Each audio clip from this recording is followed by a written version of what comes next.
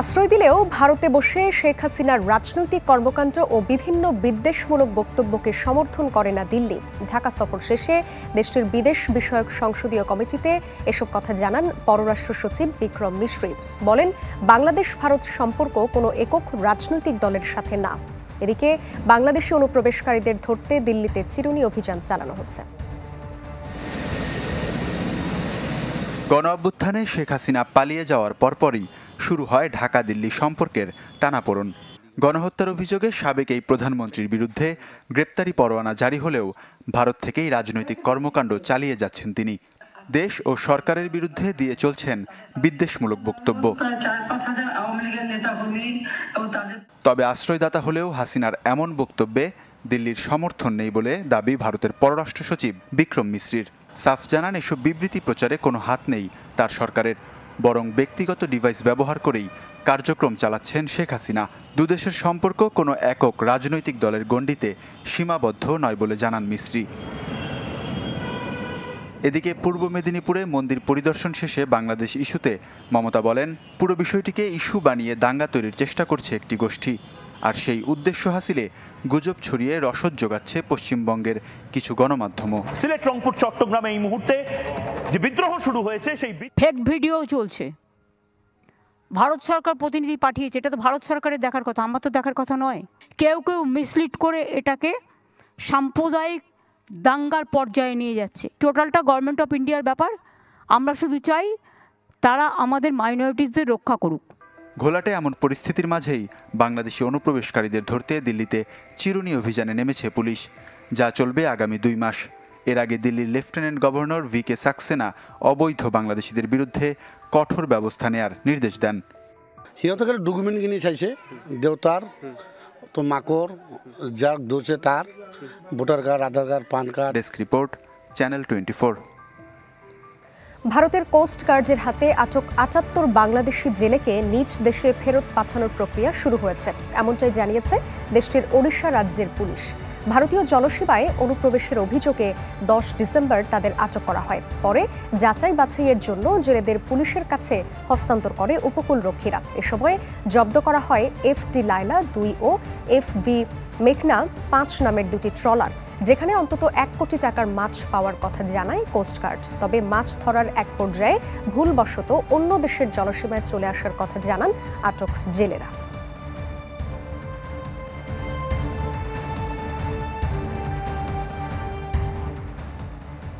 যুদ্ধের ধ্বংসলীলা কাটিয়ে সিরিয়ায় চলছে স্থিতিশীলতা ফেরানোর চেষ্টা। দেশ পুনর্গঠনে নানা উদ্যোগ নিচ্ছে দেশটির অন্তর্বর্তী সরকার। এদিকে আসাদের পতনের পর থেকে সিরিয়ায় জোর সামরিক তৎপরতা চালাচ্ছে ইসরায়েল, একের পর এক দখল নিচ্ছে ভূখণ্ড। 13 বছরের গৃহযুদ্ধ শেষে সিরিয়ায় স্থিতিশীলতা ফেরানোর চেষ্টায় বিদ্রোহীরা যুদ্ধের ক্ষত মুছে ফেলে নতুন দিনের স্বপ্ন বুনছেন সিরীয়বাসীও। সবশেষ 14 বছর আগে এখানে আসতে পেরেছিলাম। সবখানে কেবল ভয়, ভীতি আর নিষেধাজ্ঞা দেয়া থাকতো। কোনো স্বাধীনতা ছিল না আমাদের। মনে হচ্ছে নতুন একটা জীবন পেলাম। এরই মধ্যে সিরিয়ার লাখ লাখ শরণার্থীকে দেশে ফেরানোর উদ্যোগ নিয়েছেন অন্তর্বর্তী প্রধানমন্ত্রী মোহাম্মদ আল বশির। মুক্ত করা হয়েছে হাজারো কারাবন্দীকে। তবে গৃহযুদ্ধের পর দেশ পুনর্গঠনের কাজটি অনেক জটিল হবে বলে মনে করছেন বিশ্লেষকরা। কেননা দীর্ঘ যুদ্ধের কারণে ধ্বংসস্তূপে পরিণত হয়েছে দেশটির বহু শহর। আন্তর্জাতিক নিষেধাজ্ঞায় মুখ থুবড়ে পড়েছে অর্থনীতিও। তাছাড়া সিরিয়ায় এখনও বিভিন্ন বিদ্রোহী সংগঠন থাকায় শঙ্কা রয়ে গেছে। UNIFIL attacking a UN peacekeeping force. সরকার সিরিয়ার ক্ষমতা হস্তান্তরের পুরো প্রক্রিয়াটি শান্তিপূর্ণ হতে হবে। সংখ্যালঘুদের দাবি দেওয়া মানতে হবে। সামরিক আন্দোলন থেকে রাজনৈতিক আন্দোলনে পরিণত হতে হবে। Must stop doing it. On the contrary, UNIFIL. এদিকে আসাদের পতনের পর সিরিয়ায় জোর সামরিক তৎপরতা চালাচ্ছে ইসরায়েল। লাটাকিয়া ও টার্টোসে গুরুত্বপূর্ণ বন্দর ও ক্ষেপণাস্ত্র ব্যবস্থার টার্গেট করে চলছে একের পর এক বিমান হামলা। রাজধানী দামেস্কের 25 কিলোমিটার কাছাকাছি পৌঁছে গেছে ইসরায়েলের সেনারা। ঢুকে পড়েছে গোলানের বাফার জোনেও। এমন উত্তপ্ত পরিস্থিতিতে মধ্যপ্রাচ্য সফরে গেছেন মার্কিন পররাষ্ট্রমন্ত্রী অ্যান্টনি ব্লিংকেন। সিরিয়া ইস্যুতে যুক্তরাষ্ট্র ইসরায়েল ঘনিষ্ঠ সহযোগিতা জরুরি বলে মন্তব্য করেছেন মার্কিন প্রতিরক্ষামন্ত্রী লয়েড অস্টিন। আর সবকিছু কাটিয়ে সিরিয়ায় ক্ষমতা হস্তান্তর প্রক্রিয়া মসৃণ করতে প্রতিজ্ঞাবদ্ধ থাকার কথা জানিয়েছেন জাতিসংঘ মহাসচিব অ্যান্তনিও গুতেরেস। মিলা খন্দকার, চ্যানেল 24। আবারও আমন্ত্রণ ইসলামী ব্যাংক পিএলসি ওয়ার্ল্ড নিউজ টুডেতে।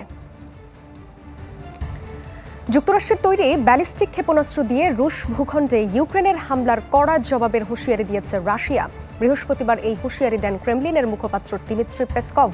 বুধবার আজভ সাগরের একটি সামরিক বিমান ঘাঁটিতে 6টি ক্ষেপণাস্ত্র নিক্ষেপ করে কিয়েভ। তবে মস্কোর প্রতিক্রিয়া কেমন হবে তা স্পষ্ট করা হয়নি। এদিকে রাশিয়ার চেয়ে 7 গুণ বেশি প্রতিরক্ষা বাজেটের অনুমোদন দিয়েছে মার্কিন কংগ্রেসের প্রতিনিধি পরিষদ, যা প্রায় $884 বিলিয়ন।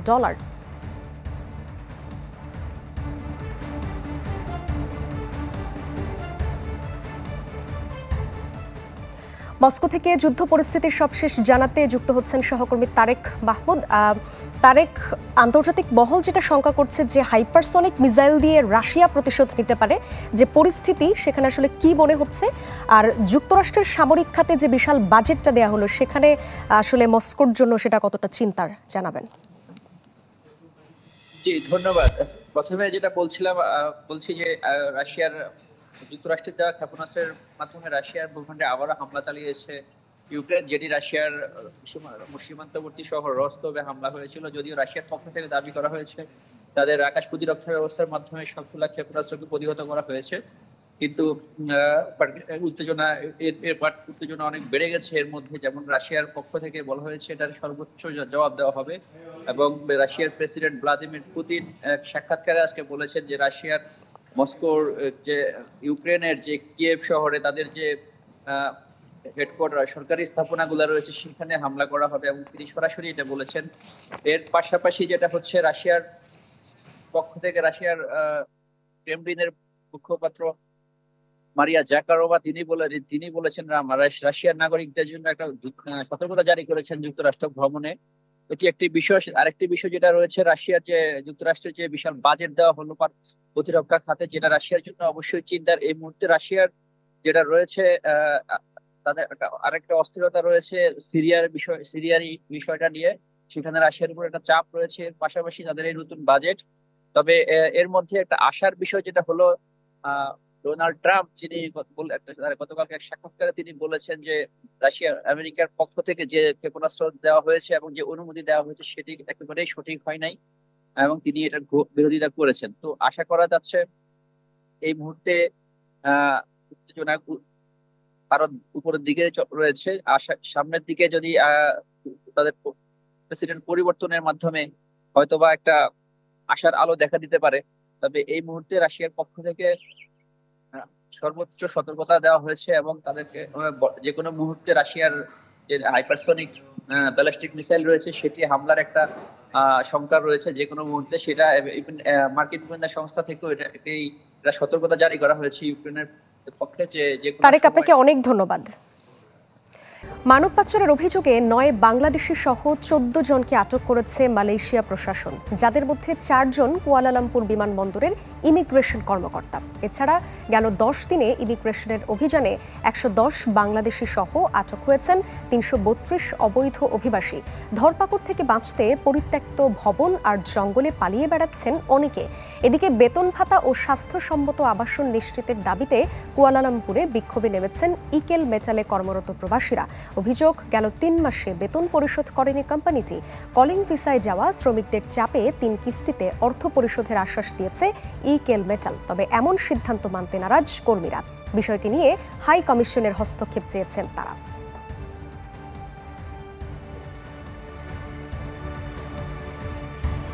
এ নিয়ে সবশেষ জানাতে মালয়েশিয়া থেকে যুক্ত হচ্ছেন সহকর্মী ওয়াহিদ সোহান।